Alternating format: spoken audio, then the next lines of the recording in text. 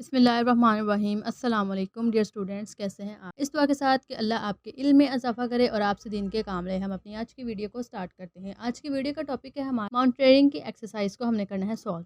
अल्लाह का नाम लेकर अपनी एक्सरसाइज को शुरू करते हैं। सबसे पहले ग्लॉसरी है फैसिनेटेड, बहुत ज़्यादा मुतासिर कुन चीज़, एक्सट्रीमली इंटरेस्टेड, बहुत ज़्यादा दिलचस्पी का बायस, एक्स्ट्रा ऑर्डिनरी गैर मामूली मतलब कि वेरी अनयूजुअल और स्पेशल बहुत ख़ास, रिस्क खतरा, the possibility of something bad happening, इस तरह से कोई चीज़ जिसके अंदर ये ज़्यादा मुमकिन हो कि वहाँ पे ख़तरा हो सकता है।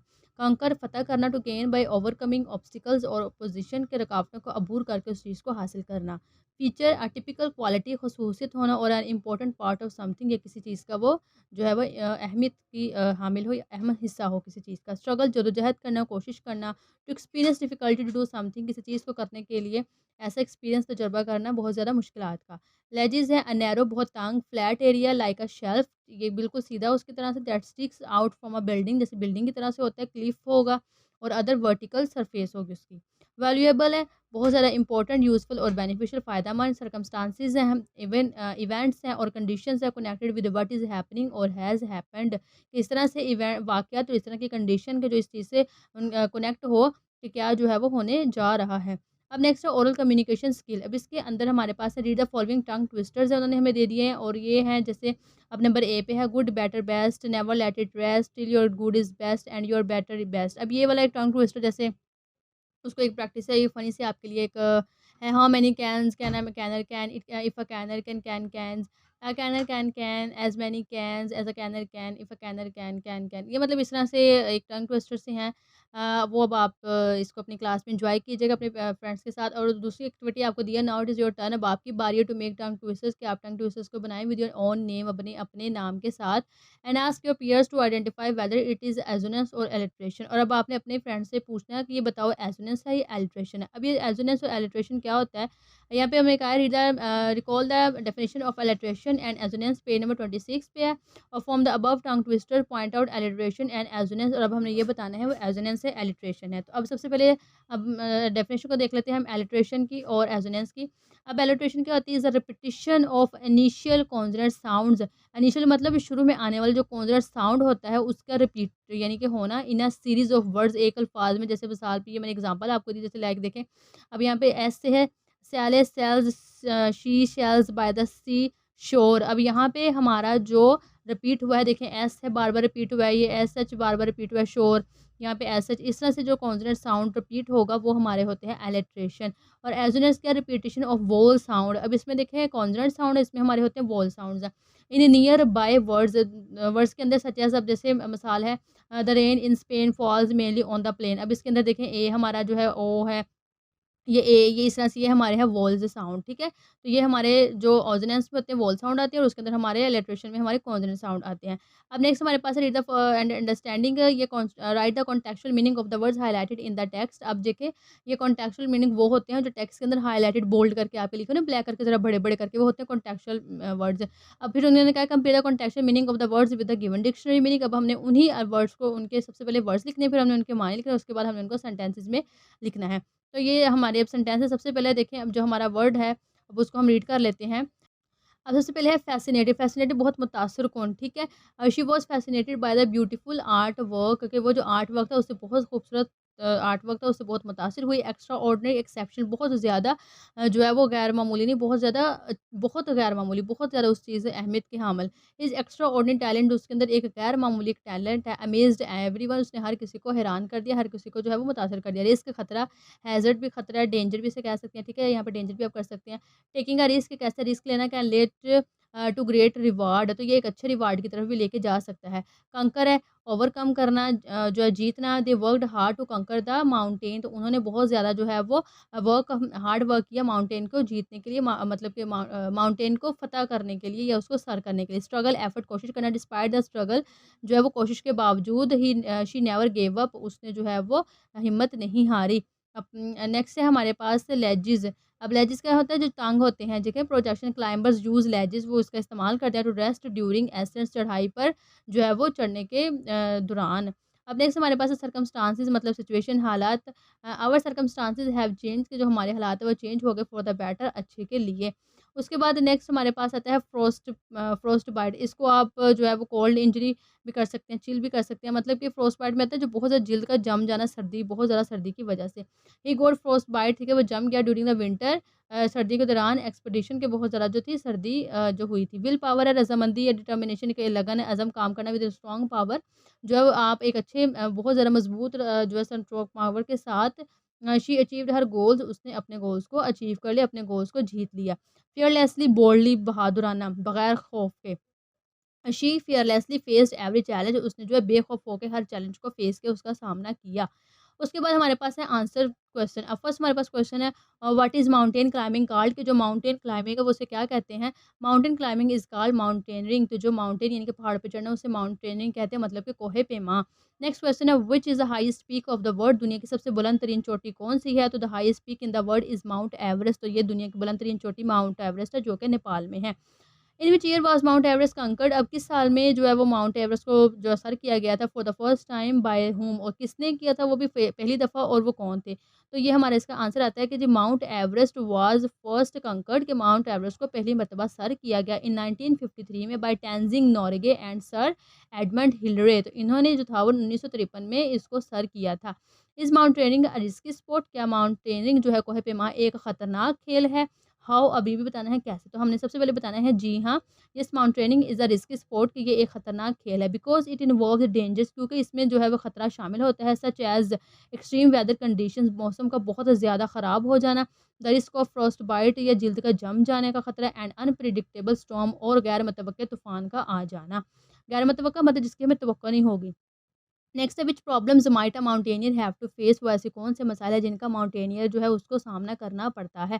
तो माउंटेनियर में फेस, तो जो माउंटेनियर है वो सामना कर सकता है प्रॉब्लम्स, परेशानी का, लाइक रिड्यूस्ड ऑक्सीजन लेवल, की जो ऑक्सीजन का लेवल है वो कम हो जाएगा। या अनप्रिडिक्टेबल वेदर, या गैर मुतवक्के मौसम का। स्ट्रॉन्ग विंड्स, जो तेज़ हवाएं हैं।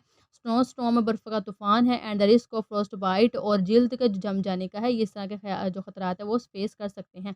अब नेक्स्ट हमारे पास क्वेश्चन है जी describe the qualities a mountaineer must possess, कि कौन सी ऐसी क्वालिटीज़ हैं जो एक माउंटेनियर के अंदर मस्ट लाजमी होनी चाहिए। तो माउंटेनियर मस्ट पोजेस, तो जो एक माउंटेनियर है उसको लाजमी तौर पर जो है होना चाहिए क्वालिटीज़, उसके अंदर खसूसियत, like a spirit of adventure, उससे मुहिम जोई का जज्बा उसमें होना चाहिए। करेज टू फेस रिस्क, उसके अंदर हौसला हो के खतरात को सामना करने का। एंड हार्डशिप्स, और कठिन मुश्किलात का। फिजिकल स्ट्रेंथ, उसके अंदर जिस्मानी ताकत होनी चाहिए।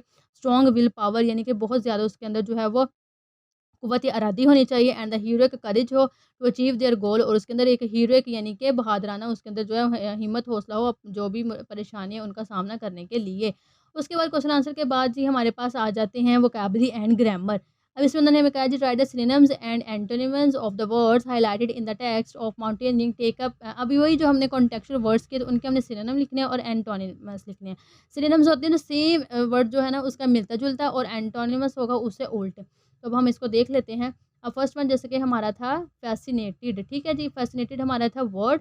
अब उसका सिनोनिम हमने क्या किया डिलाइटेड, मतलब कि खुश होना, ठीक है। और उसका उल्ट क्या हो गया डिसइंटरेस्टेड, मतलब कि नहीं इंटरेस्टेड, उसके अंदर दिलचस्पी नहीं लेना। एक्स्ट्राऑर्डिनरी बहुत ज़्यादा है अहमियत का, हाँ रिमार्केबल मतलब बहुत ज़्यादा एक अच्छा, और ऑर्डिनरी हो गया बहुत ज़्यादा आम।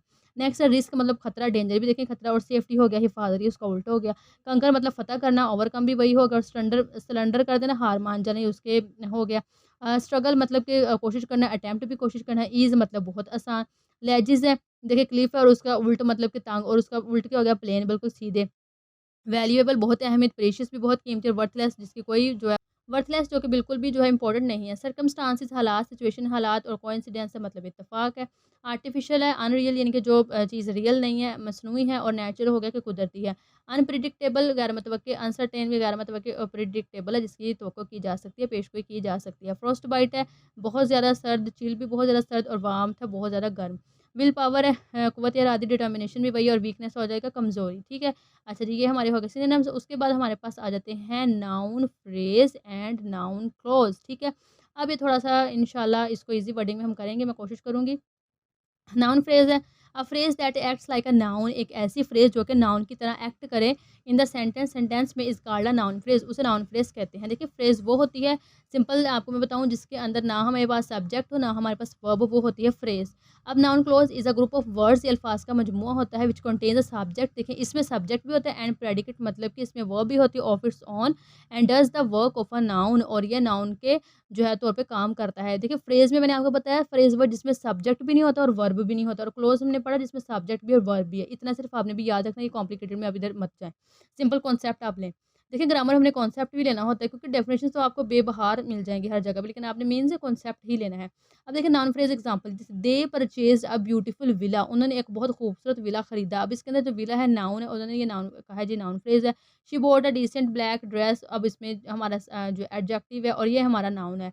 लेकिन ये एग्जांपल थोड़ी सी कॉम्प्लिकेटेड है, ये मैं आपको इंशाल्लाह जो हमारा नेक्स्ट जाता है उसमें मैं आपको अच्छे से इस चीज़ को समझाती हूँ। अब जैसे नाउन क्लोज उन्होंने कहा I fear I shall it fail. अब यहाँ पे देखें आई फ़ियर, अब आई शैल फ़ेल, मैं भी जो है वो नाकाम हो जाऊँगा। मैंने आपको बताया था क्लोज़ के अंदर ना क्लोज़ जो है हमारी, उसमें हमारे पास सब्जेक्ट भी और वर्ब भी। देखें यहाँ पे आई सब्जेक्ट हो गया और ये हमारा क्या हो गया, वर्ब हो गया। अब ये जो डार्क देखिए सेंटेंस स्टार्ट यहाँ से हो रहा है, मगर दूसरा जो उसका पार्ट है वो पूरा देखिए जिन्होंने हमें हाइलाइट किया वो पूरे मीनिंग हमें कन्वे हो रहे हैं। अब उन्होंने बताया जी in the given example the noun clause are acting as an object की तरह काम कर रहे हैं, सब्जेक्ट और कॉम्प्लीमेंट के तौर पे काम कर रहे हैं। लेकिन अब यहाँ पे हम जाते हैं, हम इनको में समझते हैं। अब ये हमें बताया गया जी आपने इसमें आइडेंटिफाई क्या करना है, नाउन क्लोज को और नाउन फ्रेज को गिवन सेंटेंसेस में। अब जैसे फर्स्ट वन सेंटेंस आप देखें, लिखा हुआ है नो वन नोज, कोई नहीं जानता व्हेन ही विल कम, वो कब आएगा। अच्छा, अब यहाँ पे जो मैंने एनसी लिखा है ना, एनसी का मतलब है नाउन क्लोज, और जो एनपी लिखा है उसका मतलब है नाउन फ्रेज। अब मैंने आपको बताया था क्लोज वो होता है जिसमें हमारे पास सब्जेक्ट भी हो और हमारे पास वर्ब भी हो, और मैंने फ्रेज का आपको बताया था वो जिसके अंदर ना सब्जेक्ट है ना वर्ब है। तो अब आप ये चीज़ को यहाँ से देखें, अब यहाँ देखें, यहाँ लिखा हुआ है ना ही, मतलब कि यहाँ से ही विल कम, वो आएगा। तो देखिए ही यहाँ पे हमारा हो गया सब्जेक्ट और विल हमारा यहाँ पे क्या हो गया, हमारा वर्ब है। जो मतलब कि ऑक्सिलरी वर्ब हमारा वो है, और कम मतलब कि हमारा यहाँ पे वर्ब, ठीक है ना? तो अब ये हमारा हो गया नाउन क्लॉज़। नेक्स्ट है नो वन नोज़, वो नहीं जानता the time of his coming, उसके आने का वक़्त। अब यहाँ पे हिज़ इधर आया। अब यहाँ पे हिज़ हमारा नाउन सब्जेक्ट नहीं है ना, देखें ये हमारा जो है वो उसका आप ये देखें जैसे हम ही, शी, इट, हमने इसको आइडेंटिफ़ाई करना है, ठीक है ना? हिज़ तो उसमें जाके प्रोनाउन बनता है ना, उसको रिप्लेस नाउन को रिप्लेस कर रहा है ये। तो आपने बस इसी की ट्रिक ये याद रखनी, जैसे आपको ही, शी, इट मिल जाए ना, आपने उसको टिक करना है। अब देखिए यहाँ पे हिज़ कमिंग सिर्फ़ आया। तो अब हमारा यहाँ पे ना सब्जेक्ट है ना हमारा उसका ठीक तरह से वर्ब का बन रहा है। तो हमने ये नाउन फ्रेज़ लगा देना। शी हियर्ड, देखिए उसने सुना दैट ही हैड सक्सीडेड, कि वो कामयाब हो गया। अब यहाँ से देखें ही हमारा आ गया सब्जेक्ट और हैड हमारा क्या आ गया उसके अंदर, हमारा ऑक्सिलरी वर्ब है, और सक्सीड पूरा हमारा जो है वर्ब है। मतलब पूरा ही हैड सक्सीड, वो कामयाब हो गई, हमारा नाउन क्लोज़ हो गया बिकॉज़ हमारा पूरा सब्जेक्ट यहाँ पे ही है। शी हेard ऑफ हिज सक्सेस, अब देखिए यहाँ पे हिज सक्सेस, अगेन मैंने आपको बताया आपने हिज इनको वर्ड को देखना तो मतलब फ्रेज़ में हो जाएगा, और ही शीट को आप देखेंगे आप क्लोज़ में इसको कर देंगे। अब यहाँ पे देखिए हिज है सिर्फ़, तो हम इसको फ्रेज़ में कर दिया। They will never know why he succeed, उन्हें नहीं पता क्यों वो कामयाब हो गए। अब अगेन यहाँ पे देखें ही सक्सीड मुकम्मल मैंने आपको बताया, तो ये हमारा नाउन क्लोज़ हो जाएगा। They will never knew the reason of his success, अब हिज आ गया, उसका रीज़न नहीं पता, तो ये हमारा फ्रेज़ हो गया, ठीक है। नेक्स्ट हमारे पास है डायरेक्ट एंड इनडायरेक्ट स्पीच। यहाँ से कुछ नोट था, अच्छा ये read the text mount training and highlight the sentences having a noun close in colour and noun phrase in another colour. अब आपके पास ये एक्टिविटी, अब आपको ये समझ आ गया, अब आपने उसको जाके हाईलाइट करना है। उसके बाद हमारे पास है डायरेक्ट एंड इनडायरेक्ट स्पीच है। अब rules for changing direct speech into indirect speech. अब अगर हमारा टेंस होता है सिंपल पास्ट टेंस है, ठीक है ना। अब वो जैसे हमारा टेंस है he said I visited Kashmir last year, उसने कहा कि मैंने जो है लास्ट ईयर कश्मीर का विजिट किया, ये होता है सिंपल पास्ट टेंस। लेकिन जब उसको हमने पास्ट परफेक्ट में करना है तो उसने क्या कहा, he said that he had visited Kashmir three the previous year, ठीक है। मतलब कि सिंपल बात होती है, डायरेक्ट बात होती है ना उसकी, तो हमने उसको इनडायरेक्ट में करना है। जैसे पास्ट परफेक्ट दूसरा है, अगर पास्ट परफेक्ट में होगा तो उसको जैसे he said they had finish the work when I arrived, कि वो अपना काम खत्म कर चुके थे जब मैं आया। तो he said that they had, मतलब कि हमने इसमें क्या करना है, अगर आई होगा तो वो उल्टा हो जाएगा, मतलब उसने कहा कि मैं जाऊँगा, उसने कहा कि वो गई। हम इस तरह से उसको चेंज करते हैं ना। तो अब जैसे नेक्स्ट है पास्ट कंटीन्यूअस में अगर होगा कि he said I was driving when the accident occurred, कि मैं ड्राइविंग कर रहा था जब जो है वो क्या हुआ, हादसा हुआ। तो यहाँ क्या होगा, ही हैड बीन ड्राइविंग, मतलब यहाँ पे हम उसकी बात को चेंज, सिंपल बात है। देखिए डायरेक्ट का मतलब होता है जिसमें जो उसने अल्फाज कहे हैं ना हम उसको सेम एज इट इज़ बयां करते हैं। जब हम इनडायरेक्ट में जाते हैं ना तो हम क्या करते हैं, उसके अल्फाज को चेंज कर दें। जैसे देखिए उसने कहा यहाँ पे आई वॉज ड्राइविंग, कि मैं ड्राइविंग कर रहा था। अब देखिए उसके सेम अल्फाज हमने वैसे ही लगा दिए, लेकिन यहाँ पे हमने क्या कहा, ही हैड बीन ड्राइविंग, यहाँ पे हमने उसको चेंज कर दिया। तो ये उसका थोड़ा सा डिफरेंस है। अब यहाँ पे हम करते हैं, हमें ये कहा है जी change the following sentence into direct form of speech, इनको हमने करना है चेंज, ठीक है, अब जैसे नंबर 1 हमारे पास है my mother said to me, मेरी वालिदा ने मुझसे कहा, I did not go out at the weekend, कि मैं वीकेंड पर नहीं जाऊँगी। अब आप यहाँ पे देखें कि हमारे पास जो है वो और यहाँ यहाँ पे आई आया है, ठीक है ना? अब मतलब कि एग्ज़ैक्ट उनके जो हैं वो वर्ड्स हैं। नेक्स्ट जब हम इसको इनडायरेक्ट में करेंगे, my mother told me that she had, यहाँ पे शी आएगा, ठीक है? एस लगाएँगे, she had not gone out at the weekend, कि वो वीकेंड पे नहीं गई। हमने यहाँ पे रूल पढ़ लिया कि हमने अब इसको क्या करना था, पास्ट परफेक्ट में, ठीक है? नेक्स्ट जैसे Amna said my friend and I went to the museum yesterday, उसने कहा कि मैं और जो थी मेरी फ्रेंड वो म्यूज़ियम गई थी कल। तो अब इसको हमने कैसे करेंगे, आमना सेड दैट शी, देखें यहाँ पे मैंने आपको बताया कि डायरेक्ट में उसके वही वर्ड्स रहने देते हैं, यहाँ पे हमने अपनी वर्डिंग में चेंज करनी। उसने कहा कि वो गई, ठीक है ना? जैसे हम कहेंगे उसने कहा कि मैं और मेरी दोस्त गई। अब ये हो गया उसके डायरेक्ट अल्फाज। इनडायरेक्ट में हम क्या कर देंगे, अपनी वर्डिंग, उसने कहा मैं, क्या होगा कि उसने कहा कि वो और उसकी वालदा गईं, ऐसे, ठीक है? ऐसे Amna said that she and her friends had gone to the museum the previous day, कि प्रीवियस डे वो थी म्यूज़ियम गई थी। हामिद सेड टू मी, उसने मेरे से क्या कहा, I was waiting for the bus when you arrived. अब देखिए आई था ना, आई हमने उसका पता तो हम क्या उसको कर देंगे, हम इसको ही कर देंगे। Hamid told me that he had been waiting for the bus when I arrived, जब मैं आया, ठीक है? इसको अपने अल्फाज में हमने बयान कर दिया। आई सेड टू द हर, मैंने उससे क्या कहा, नूर डिड नॉट गो देयर, वहाँ ना जाओ। तो अब हम इसको क्या कर देंगे, I told her that Noor had not gone there, ठीक है? अब नेक्स्ट है Fatima said I was going home, कहा कि मैं घर जा रही हूँ, तो हमने इसको शी में कर देना। Fatima said that she was going home, कि वो घर जा रही थी। यू सेड टू मी, तुमने मेरे से कहा, you had change your mind, कि तुमने अपना जो है माइंड बदल लिया है। तो you told me that I had change my mind, मतलब उसने क्या कहा था, उसने पहले कहा कि तुमने अपना माइंड बदल लिया। तो जब हमने किसी को बताना है इनडायरेक्ट में, तो हम उसको क्या कर देंगे, आई वर्ड में उसको चेंज कर देंगे, ठीक है? अच्छा जी, उसके बाद हमारे पास नेक्स्ट हमारे आ जाते हैं, proof read the passage and rewrite it. अब इसमें प्रूफ रीड का मतलब हमें इसको पंक्चुएशन देखनी है, जहाँ पे कैपिटलाइज़ नहीं किया हुआ वहाँ पे इसको कैपिटलाइज़ करना है। ये सेम हमारा जो पैराग्राफ हम जो पीछे पढ़ चुके हैं ना, वही है। यहाँ पे कुछ उन्होंने स्पेलिंग के मिस्टेक थी, वो स्पेलिंग की हमने ठीक करनी है। जहाँ पे देखें एक सेंटेंस कंप्लीट होता था, दूसरा स्टार्ट होता था, वो उन्होंने कैपिटलाइज़ नहीं किया, वो हमने करना है। यहाँ पे हमारा जो कॉमा वगैरह है उसका ख़्याल आपने रखना है, ठीक है? यहाँ से आपने इसको देख के टैली करके ठीक कर लेना है। सिंपल सी बात है, हम क्योंकि वहाँ पे ट्रांसलेशन उसको कर चुके हैं। अब नेक्स्ट है राइटिंग स्किल है सेंसरी लैंग्वेज। अब सेंसरी लैंग्वेज होती है आर द वर्ड्स वो अल्फाज होते हैं और फ्रेजेज़, ठीक है? फ्रेज़ में अगेन आपको बता दूँ जिसमें हमारा ना वर्ब है ना सब्जेक्ट है। That connect to the 5 senses. अब ये हमारी सेंसरी लैंग्वेज वो जो हमारी जो 5 हिस्से हैं ना, उनसे वो मुताल्लिक हों। जैसे आपको पता है कौन से हिस्से हैं, जैसे जी व्हाट यू जो हम देखते हैं, जो हम सुनते हैं, या जो स्मेल जो सूंघते हैं, जो टच करते हैं, एंड टेस्ट और जिस चीज़ को टेस्ट करते हैं, वो हमारी होती है सेंसरी लैंग्वेज। अब ये read the following words related to sensory language and write them in their relevant books. ये हमारे पास अल्फाज ही हैं और ये हमें इस तरह की पिक्चर दी हैं। जैसे मतलब आँख से मतलब हम देखते हैं, मतलब ये देखने की हमारी हिस्सा है, ये सुनने की हिस्सा है, ये सूँघने की हिस्सा है, ये टच करने की, और ये जो है हमारी चखने की हिस्सा है। तो इन हिस्सों को हमें देखना है और वो अल्फ़ाज़ उससे रिलेटेड जो है उसके अंदर हमने उनको कॉलम में पुट कर देना है। तो यहाँ पे मैंने उन सबको अरेंज कर दिया है वर्ड्स को। ये यहाँ पे आपको नज़र आ रहा है, अभी ठहर जाइए ज़रा 1 सेकंड में इसको थोड़ा-सा ठीक कर दूँ। अब ठीक हो गया, चलें। अच्छा जी, अब ये देखें आप यहाँ से। अब जैसे मैंने ये साइट मतलब देखने की वो इधर आ जाएगी, हियरिंग सुनने की ये आ गई है, और स्मेल मतलब सूँघने की ये वाली, एंड टेस्ट की, और यह है टच की। अब जैसे नंबर 1 हमारे पास है खूब ब्यूटीफुल मतलब खूबसूरत, अब हम आँखों से देखते हैं। डिम धुंधला, ये भी हम आँखों से देखते हैं। डार्क अंधेरा है, क्राउडेड भरमार है बहुत ज़्यादा। डिज़र्टेड अगर खाली है, आतिशी फेयरी, तो बहुत ये चीज़ें वो जो हम आँखों से देखते हैं, ठीक है। रंबल मतलब किसी का गर्जना, ये हम कानों से सुनते हैं। रोड दहाड़ना, ये भी कानों से सुनते हैं। स्क्रीच चीखना, ये भी जो कानों से सुनते हैं। एंड लाउड बुलंद आवाज़, ये भी हम कानों से सुनते हैं। अब सूँघना मतलब स्मोकी, बहुत धुआँ जो होता है वो हम जब धुआँ हमारा इन्हेल करते अंदर जाता है, ठीक है ना? और स्टेल अगर बासी है, ये भी स्मेल है, हम उसको करते हैं। स्टिंग की बदबूदार, ये भी हम इसको सूँघते हैं।